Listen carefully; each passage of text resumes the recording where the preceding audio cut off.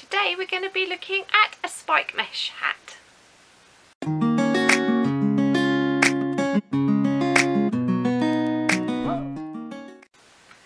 Hi everybody and welcome back to my channel Kazzalistic, and hi to my new subscribers. Thank you very much for joining me.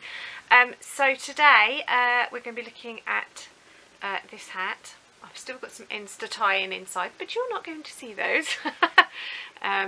Literally just finished that last night, so I've just got some ends to tie in, but so you can see there's some bits dangling there.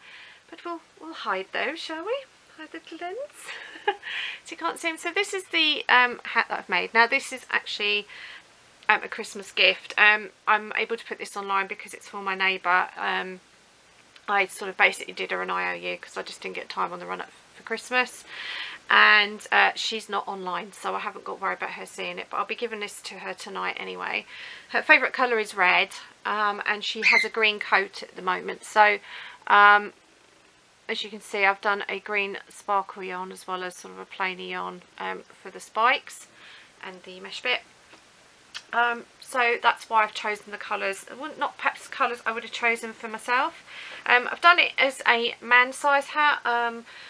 I've made hats for myself before which she's tried on, and I sort of have a classic small woman size, and her head's way bigger than mine, so I've done it a man size, so I'm just hoping that it's not too big now. If not, I'll be making it again. But that's it. So the pattern I've used, I haven't actually got it printed out, but it's a pattern by Margaret Olander, who has the channel Sheepishly Sharing here on YouTube. I'm pretty sure most of you will have come across Margaret. She's really lovely, and very lucky to have her as a friend. She's been very supportive of my channel, so I like to give support back to her as well. And she always does such lovely patterns and uses up scraps and things, so very practical channel if you're in the yarn area and you haven't come across her. She's a very she gives lots of advice, just a good all-round channel. She's absolutely brilliant. So it's her pattern. She also has a tutorial, which is what I've worked from, so I'll put both of those down in the description. So if you can't read patterns, you've still got the tutorial there, but you can do either or use them both together. So that's what I've done. I've worked from the tutorial. So the yarns I've used, so the main colour I've used, this is out of my personal stash, obviously because it's a gift. So it's Mariner double knit, and this is shade 042 in the colour red.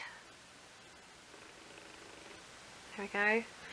And then for the spike bits as well, I've also used Mariner Mermaid double knit, which I hope if you will have seen, I made a twiddle muff out of this particular colour in the past, and it's RY006 and it's called Beige Speckle. Ooh, it went in focus and then out. There we go, Beige Speckle. And then the last yarn, which you will have seen recently on the channel when I made one of the Christmas trees, is Mariner Sparkle double knit. So I've been mixing my Mariners, and it's C-027 mint. I don't know if they still have this colour because I've had this for about 3 years, this one, but it's just what I've chosen to. That was quite near to her coat colour, so that's why I've chosen that. And I've used a 5.5mm hook. This is one of the hooks that Katrina from Katrina's Creations very kindly sent to me. So I've been test riding her hooks, and I approve. So this is a lovely simple hat. Started with a magic ring, obviously at the top. It was worked in a continuous spiral like you would for the amigurumi method. And you start off with half doubles, and then you do 2 stitches. Row 2 you do 2 stitches in every stitch.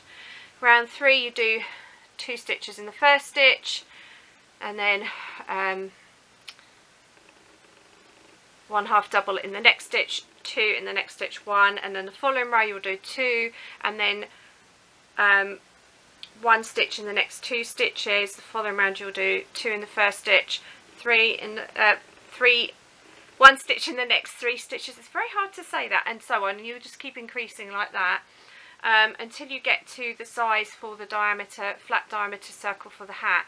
Now Margaret has, which I have talked about quite a few times on the channel, a hat sizing guide, which I've always found to be pretty much spot on for sizing, and I highly recommend it. I have used it quite a few times on this channel. I've spoken about it, so I will put the link, that's on her blog, so I will put the link for that so you can download it.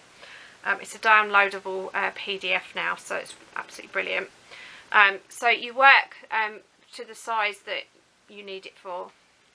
And then I did 7 rounds of normal half double. Margaret does the basics woman's hat, so that's obviously what I expect most of us are looking for. But because I've done a man's size, obviously my measurements are slightly different. So you just use the hat size guide for the different measuring bits. So you measure the flat circle across like that until you get to the size that you need for a man, in my case. Then you do some basically straight rows of half double, and then you're basically deciding how many repeats that you're putting in. Now I've done 3 repeats of the spikes, so it's 3 rounds in each colour, obviously the red being one of them, and then obviously 3 rounds in this and this. So I kind of eyeballed it where roughly I thought it would be. And then basically what you do is you just you half double in one stitch, you chain one, half double, miss a stitch, half double in the next stitch, chain one, miss a stitch, half double in the next. That's your setup row. And then but because you're working it this way as you're working, so you're working up like that. So I'm just going to do a closer up. Now my spikes aren't quite big enough. I was a bit tense last night, so particularly at the bottom, as you can see, they're a bit small. But you work, the next round, you basically work down into where the skip stitch was, and you chain in one, and you work around like that. And then the next row you do exactly the same, and then you're working, so you're going down into the row before. Chain one, skip a stitch, and that's basically what you do, just to repeat it. Margaret does explain it beautifully, and it's a lot easier to see it on the tutorial than it is for me to explain it. And then when you get up to this point, and one critical thing that I did do, which I was like, oh, I cut off my red yarn just as I was starting to do the mesh and spike stitches, and literally about 5 seconds after I said it, Margaret said on the tutorial, do not cut your yarn. So I had to retie my yarn, which was a bit of a nuisance, so I have got a knot in here. So just be very aware not to cut your yarn until you've finished doing all your spikes, but obviously your main colour you just do not cut off, you just carry it up. And then the last row here, you're doing a single crochet into the chain space, and then you're still doing the half double crochet spike down obviously into the row before, so that the single crochet is filling up the chain space, and then after that I just went back to straight half double crochet, one in each stitch, and the last row I did a row of single crochet just to neaten it off and finished off. Of course, that's all US terminology, so if you're in the UK, that is half trebles, and the last row would be double crochet. So it's really easy to interpret this time. So like I said, I've just got weaving my ends. I haven't blocked it yet, but I'm a bit lazy with blocking hats, to be honest. Like I said, not colours I particularly choose. This is a really good scrap buster project, so if you're looking for a scrap project for the year, or you want to make some charity hats for the homeless or refugees or whatever, this is a really lovely, easy pattern. Margaret does explain it beautifully, as she always does. So it's a really nice, interesting one. So you can have, obviously, this section a lot bigger. You can have it separated and just do some straight colour rows of red or whatever your base colour is in between, so you can really mix it and mash it up. It's a really excellent pattern, highly recommend it. Like I said, it's a tutorial, which is always a good thing. Yeah, so that's it for today. So that's the only Christmas gift I've made this year. Just didn't have time this year, and I'm a bit careful about who I give crochet gifts to. I tend not to just hand them out willy-nilly. I try and give them to people who like them. I see in a lot of crochet groups, particularly on Facebook, where women have spent, or men as well, you know, people have spent hours and hours and hours making blankets, and people have gone, oh, when have undone it. So, you know, and that's just devastating, isn't it? So I only make stuff if somebody specifically requested something, or I know them well enough to know they're going to like it. So my neighbour did actually request a hat, so I'm hoping she likes it. If not, I'll have to try again. So you may see another hat and go, actually, this is round 2. If she doesn't like it, that will go to the Refugee Project for Willy Hugs if she doesn't. So I'll have to let you know next week how that went down. That'll be this evening, so wish me luck.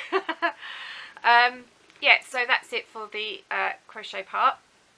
Life update. Well, obviously we've had Christmas and Boxing Day here in the UK.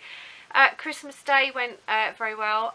The couple of days leading up to Christmas, I had a bit of just a very mild bug. It just kind of like felt like I had too much acid in my stomach and felt very nauseous.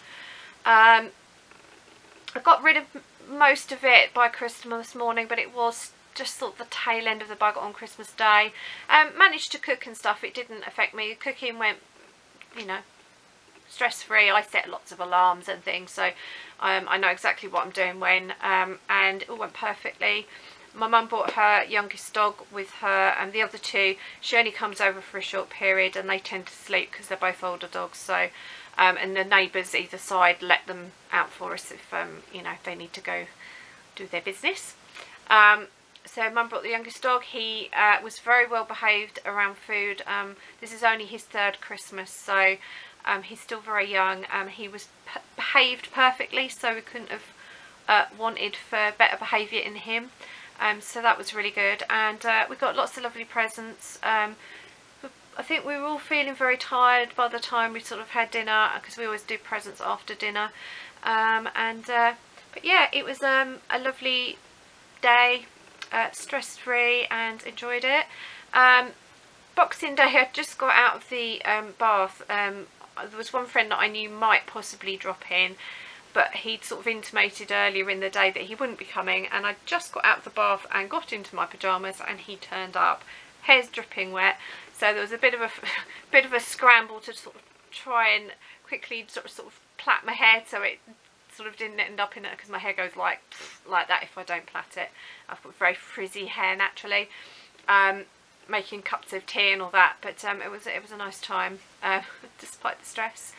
And then the following day I had my best friend come up. She only popped in for a couple of hours because her husband was back at the hotel and she needed to go back and see her mum and dad. Her mum's been suffering with MS for a number of years, so she tries to cram in as much time as she can with her mum, understandably, while she can.